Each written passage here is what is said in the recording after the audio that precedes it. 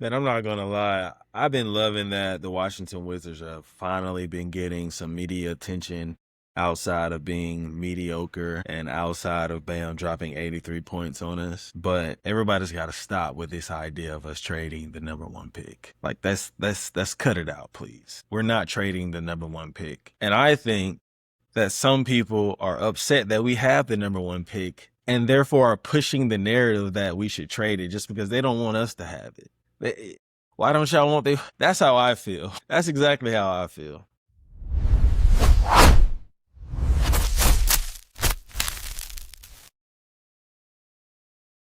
What's good, everybody? Welcome back to the channel. We're back with another video, man, and I have to talk about my Washington Wizards. There's a lot that's been going on since the last time I made a video. I thought the highlight of the year was us getting Trae Young at one point, and then we made the crazy Anthony Davis trade. And then that slowly kind of died down, and we started questioning that trade. And then we were just hoping for top 4 in this draft.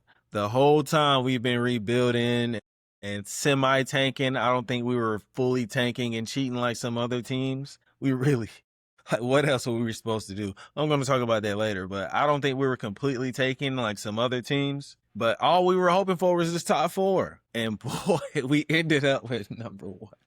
I think there's only one content creator that I seen that really thought, okay, yo, we're getting number 1 this year. This is it. And they're on the Locked On Wizards podcast. Shout out to Abdul for keeping us afloat, man. Shout out to him. But I think us as a fan base, we've gone through the highs, not even the highest of highs, just some mid-tier highs, but the lowest of the lows. So our expectations were just low. We were just like, you know what? Just don't anything but 5. Anything but 5. So the fact that we got number 1, it's kind of like, yo, we're so grateful, but at the same time, it's like, yeah, what's up? Whole attitude changing low key, man. But there's this debate going around about us trading the number 1 pick for some packages of Ace Bailey and the number 2 pick. And I've seen so many videos about it.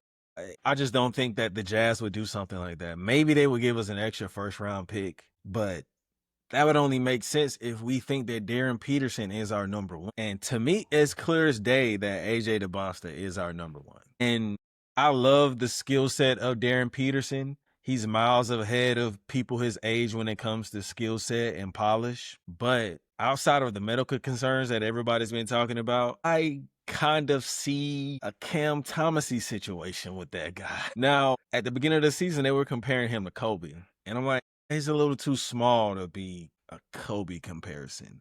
Then I heard the Anthony Edwards comparison, and I'm like, okay, I kind of get what they're saying with this because, of how he moves, but he's nowhere near as athletic as Anthony Edwards. And then one of the craziest ones I heard that I kind of rock with, he's like if Kawhi was a shooting guard. If Kawhi was 6'5" or 6'4.5" or whatever Darren Peterson really is, he's not 6'6" like Kobe was. But and Kobe might have been 6'7".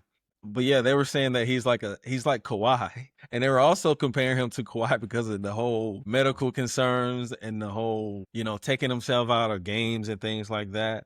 And I was talking to one of my homies about the situation, and honestly, man, I think he was just trying to preserve his body. He already felt like, yo, I'm going number 1 or number 2, and he's just like, yo, I ain't got nothing left to prove. He wasn't there for college ball. He was just here. He was just there to get by, man. And honestly, I don't know if I rock with that, bro. I don't know if I really rock with that. Like, I understand that you're injured and you want to kind of, not injure yourself even further and hurt your draft stock. I understand that, but how you went about it was just was a little shady to me. And then obviously you're gonna try to cover it up in the media. And then honestly, I'm gonna keep it a buck, man. Obviously we heard the news about him suffering those cramps, those crippling cramps that he was getting at the beginning of the season.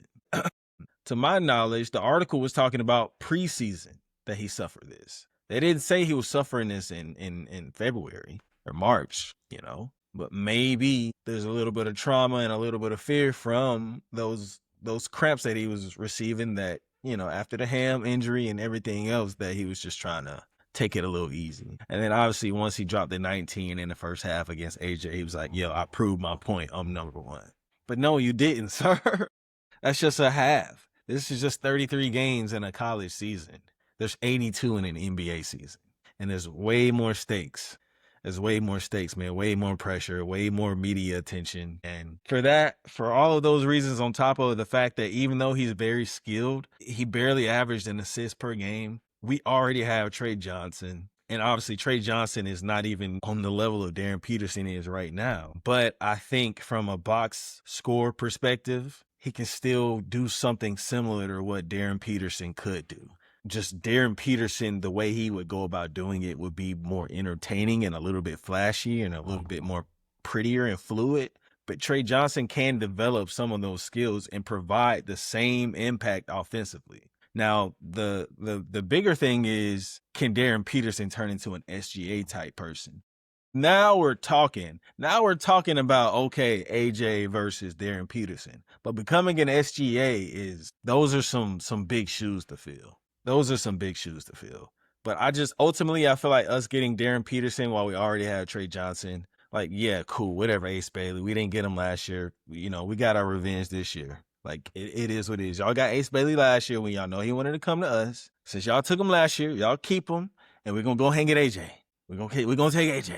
We got Trey Johnson. Call us even. We're even now. It is what it is. So clearly, my choice for us is AJ DeBosta. It shouldn't even be a debate.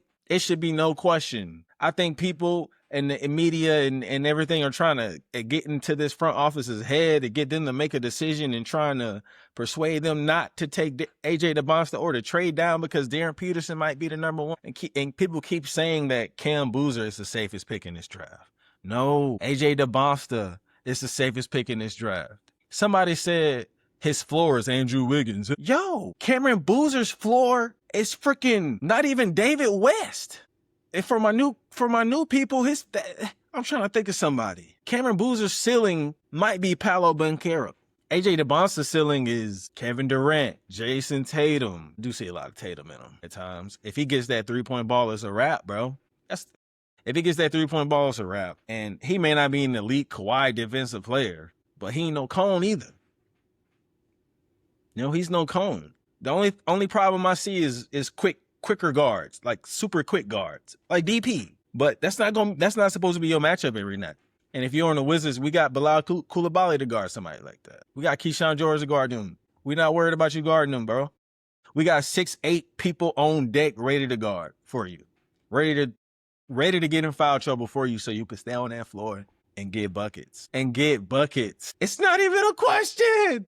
Why would we take Darren Peterson over that guy? He's 6'9" and a half, 6'8" and a half. He's 6'9" and a quarter or something like that. Yes. Him and Cam Boozer are the same height, I believe. And what's his name? Caleb Wilson is an inch taller. He's probably like the tallest out of the big four or whatever. And that guy's a freak. And honestly, that guy really is Darren Peterson might be number 4 on my board. Like, I wouldn't be surprised if he dropped all the way to 4 to the Chicago Bulls. And I'm thinking about the Memphis Grizzlies as well. Them drafting Cameron Boozer at number 3 when they already have Zach Edey. Can you imagine that front court? That could be very dominant or that could be very awkward. But I'm here to talk about the Wizards, and it's a no-brainer. Let's quit all this chatter about these trade scenarios. If we going to trade for Giannis, it ain't for the number 1 pick. We can flip AD for Giannis and, throw in some young pieces, man. Y'all want Cam Whitmore, man, you know what I'm saying? I don't know if Beal wants to go all the way out to Milwaukee, but hey.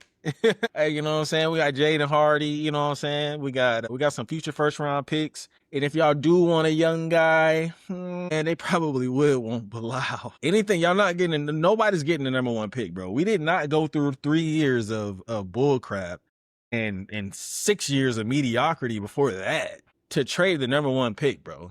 This isn't the 2014 Cavaliers. We're not doing that, bro. We have our LeBron James on the way. Is he going to be as great as LeBron James? We don't know, but hell, he got a good damn chance as being great. I think one of his goals that he said in his interviews, he wants to be in the Hall of Fame. How many kids, how many 19-year-olds saying, hey, I want to be in the Hall of Fame? How many times have you heard anybody ever say that? Even if you just say it just to sound good, how many people have you heard say that? It's mentality, bro. And the mentality is what's going to carry your career.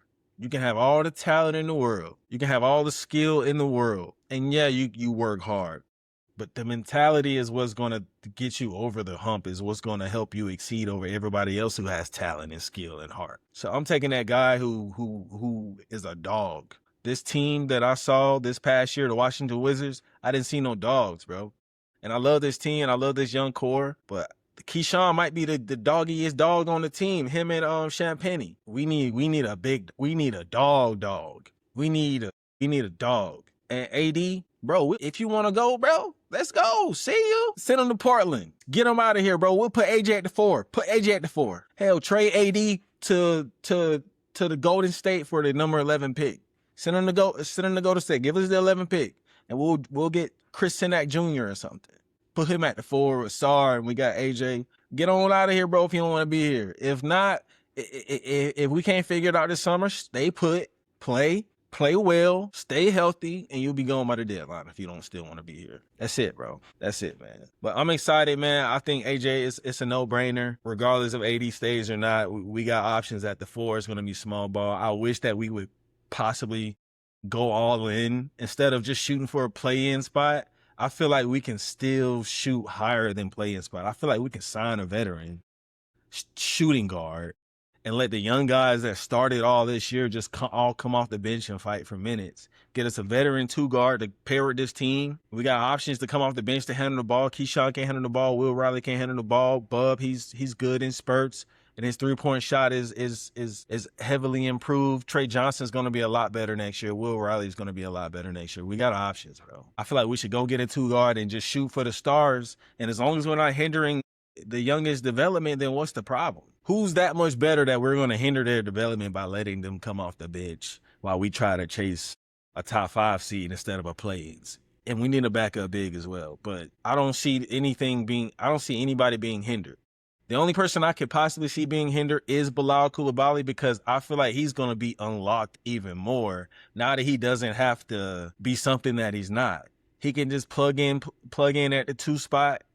If he starts, he don't have to worry about scoring. He can run the lanes.